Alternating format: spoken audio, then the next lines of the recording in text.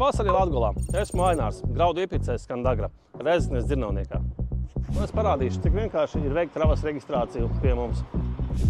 Pienākot pie reģistrācijas, mēs iesniedzam aizpildītu ienākošās kravas kvīti un pretī saņemam čipu.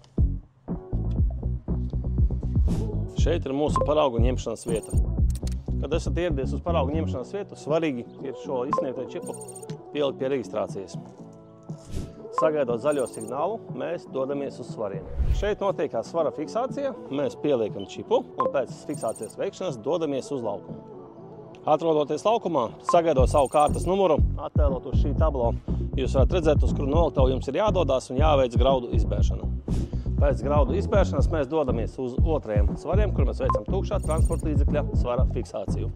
Pēc svara fiksēšanas mēs dodamies atpakaļ uz registratūru, kur mēs nododam iepriekš izsniegto čipu un pretī saņemam pieņemšanas nodošanas aktus.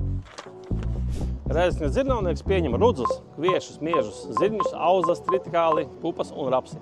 Palīdzēsim atvest, jo mēs piedāvājam arī transporta pakalpojumus. Un visu ievesto kravu kvalitāti varēsiet redzēt manā Skandagrā. Arī priekš tiem klientiem, kuri nodeva graudus Daugavpils pieņemšanas punktā, mums ir sagatavots īpašs piedāvājums. Zvani savam graudu iepircējam. Vienosimies. Kontaktus meklē video aprakstā.